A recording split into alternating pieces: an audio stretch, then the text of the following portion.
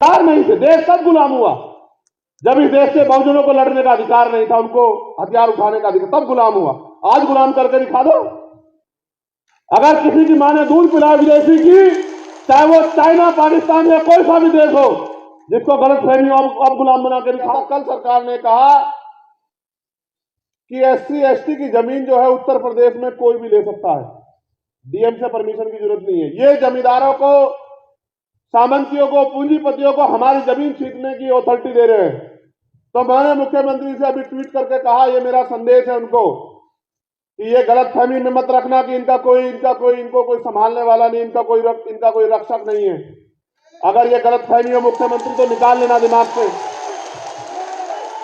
अगर ये गलत फहमी हो गई हो कि इनका कोई रक्षक नहीं, इनके पीछे खड़े होने वाला कोई नहीं, तो जब तक हम बाबा साहब अम्बेडकर के बेटे जिंदा है, तुमसे आर पार की लड़ाई लड़ेंगे। याद रखना मेरी बात।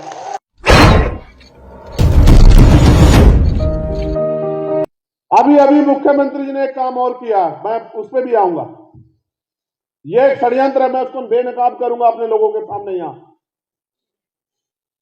हमारी एक और 5 मांगों में जो हमने रखी थी, उसमें यह भी मांग थी कि एससी एसटी ओबीसी के लोगों को ठेकेदारी में जो सरकारी ठेके आते हैं, उन ठेकेदारी में आरक्षण की व्यवस्था होनी चाहिए, क्योंकि नौकरी आपने आजाद भारत में किसी को ज्यादा लोगों को नहीं दी।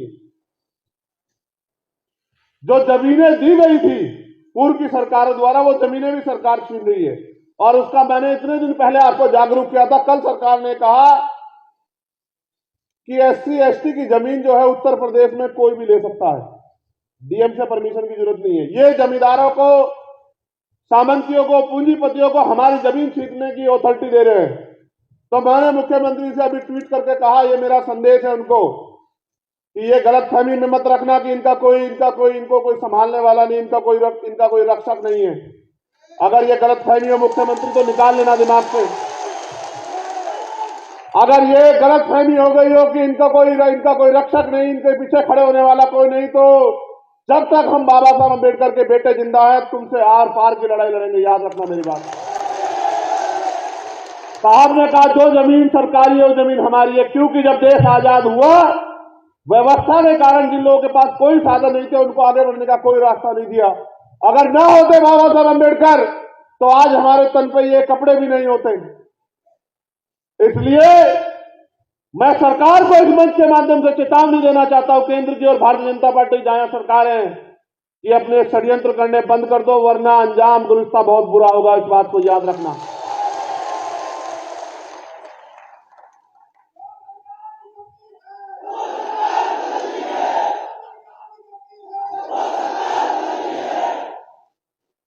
ये जमीन छीनना चाहते हैं और हम जमीन दिलाना चाहते हैं।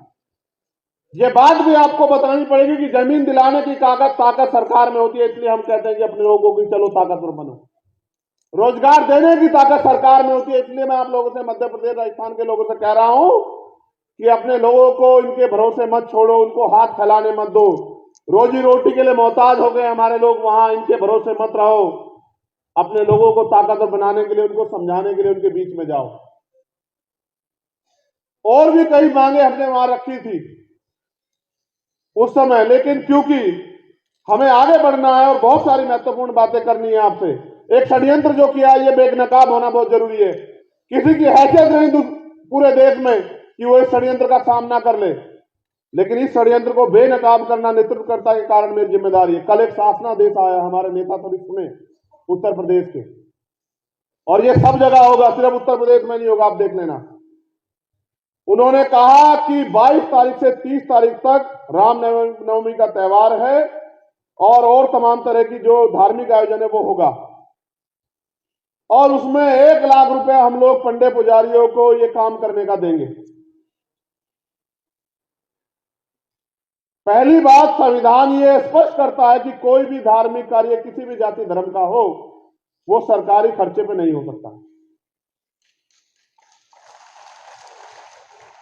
ताले हाथ खोलो, दिमाग खोलो, हाथ मत जोड़ो, दिमाग खोलो। वो ये कह रहे हैं, देखो उनका षड्यंत्र। उन्होंने कहा कि डीएम एसएसपी जाके व्यवस्था करेंगे, एसडीएम जाके व्यवस्था करेंगे। उनका लक्ष्य क्या है, इस बात को समझो भाई। धर्म आपका व्यक्तिगत मामला है, कोई आपको अपने धर्म को मानने से नहीं रोक सकता, और चाहे वो हिंदू धर्म के लोग हो, मुस्लिम धर्म के लोग हो, ईसाई धर्म के लोग हो, सिख धर्म के लोग हो, कोई भी धर्म देना सिखाता है, लेना नहीं सिखाता, लूटना नहीं सिखाता, जो ही सिखाते हैं। और धर्म को मानने वाले लोग अपनी आस्था ये होती है कि वो अपना खर्च करके अपने धर्म को सीखते हैं। ये है असली धर्म। इन्होंने व्यवस्था की है कि बैनर लगेंगे जनप्रतिनिधियों के, वो सरकारी खर्चे पे लगेंगे और मंदिरों में लगेंगे, और मंदिरों में जो एमपी एमएलए हैं, क्योंकि उनकी सरकार है वहां, तो इनके नेता वहां मुख्य अतिथि होंगे। आप सोचो, ये मंदिर को राजनीतिक घर बनाना चाहते हैं कि मंदिरों में इनके नेता जाएं, सरकारी खर्चे पे जाके भाषण दे, और भाषण देके कहें कि देखो हमारी पार्टी ने किया है, इसलिए आप हमारे साथ जुड़ जाओ। ये हमारे दलित पिछड़े वर्ग के लोगों को बेवकूफ बनाने की तैयारी है, उनकी वोट को लूटने की तैयारी है। ये कोई धार्मिक नहीं है।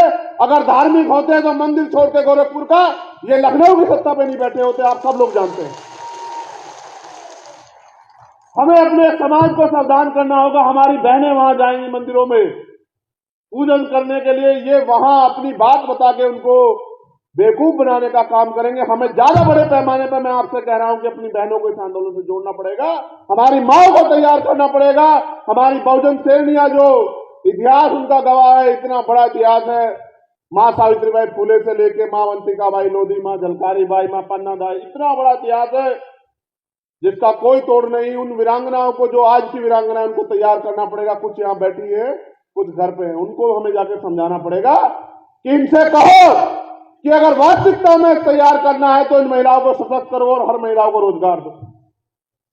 अगर तैयार करना है तो सुरक्षा करो बहन बेटियों की। उत्तर प्रदेश में और देश में जहां तुम्हारी सरकार है निकम्मो, बहन बेटियों की सुरक्षा नहीं कर पाते हो, भाषण देते हो,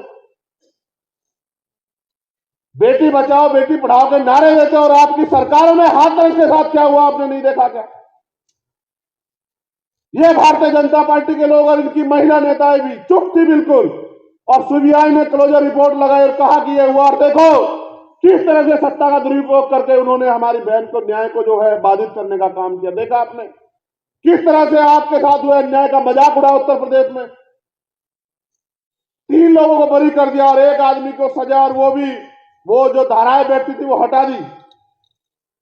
पूरी सरकार खड़ी थी आरोपियों को बचाने के लिए। केवल भीम आर्मी के लोग जमीन पर लड़ रहे थे उस समय, आजाद समाज पार्टी के लोग, और उनका दबाव था दिल्ली में कि मुख्यमंत्री को मजबूर होना पड़ा न्याय के लिए, लेकिन फिर भी न्याय के साथ घोटाला किया। याद रखना कि गुंडों को बचा नहीं पाओगे मुख्यमंत्री, मेरी बात को याद रखना। क्या उंगली दिखा दिखा के बात करते हो सदन में? नहीं हुआ मैं सदन में, वरना देता जवाब, अपने लोगों की तरफ से बता दा कि उंगली कैसे दिखाई जाती है। घमंड तो बहुत बड़े बड़े अहंकारियों के दूर हुए। मैं इसलिए उत्तर प्रदेश के लोगों को ज्यादा निर्देशित करना चाह रहा था, क्योंकि उनके यहाँ पंचायत, उसका नगर पंचायत का चुनाव आ गया अप्रैल में, और आपने देखा जब ये आपके बीच में आए तो आप पूछना इनसे कि बताओ पिछड़े वर्ग के लोगों को नगर निकाय में आरक्षण न मिले, इसकी तैयारी क्यों करके रखी है आपने? क्यों इतने दिन तक आपने जो है वो ट्रिपल टेस्ट पास नहीं करवाया? हमें अपने लोगों को समझदार बनाना पड़ेगा, जागरूक करना पड़ेगा। ये हमसे रिश्ते भी वोट के रखते। जिस दिन वोट का अधिकार आप पर नहीं था, ये आपको शूद्र कहते थे, अछूत कहते थे, नीच कहते थे, आपके अधिकारों को इन्होंने छीन रखा था। ये आप जानते, इतिहास पढ़ के देखो कि किस तरह परंपरा कुरीतियों के नाम पे, सती प्रथा, विधवा, तमाम कुरीतियों के नाम पे इन्होंने इस देश की महिलाओं को जो है शोषण करने का काम किया। ऐ मेरे मूल निवासी बहुजन समाज के लोगों, अपने दिल पे हाथ रख के पूछो कि सती प्रथा के नाम पे अगर आज सती प्रथा होती और आपके घर में अगर आपके घर में कोई बहन विधवा हो जाती, चाहे वो आपकी बहन हो, भाभी हो, मां को, उसको संखलों में बांध के अगर जलती चिता पे लिटाया जाता तो आपके छाती पे क्या बीतती, आपके दिल पे क्या बीतती, आप सोच के देखो। क्योंकि तब हम पे अधिकार नहीं थे। देश कब गुलाम हुआ? जब इस देश के बहुजनों को लड़ने का अधिकार नहीं था, उनको हथियार उठाने का अधिकार, तब गुलाम हुआ। आज गुलाम करके दिखा दो। अगर किसी की मां ने दूध पिलाया विदेशी की, चाहे वो चाइना, पाकिस्तान या कोई सा भी देश हो, जिसको गलत फहमी हो, अब गुलाम बना के दिखाओ। ये गुलाम तब हुए हम जब इनके हाथ में पावर थी, और हम बहुजन लोगों को, दलित पिछड़े आदिवासी और अल्पसंख्यक लोगों को कहा कि तुम हथियार नहीं उठा सकते हो। आज तो हम अपने हकों के लिए लड़ने को तैयार हैं।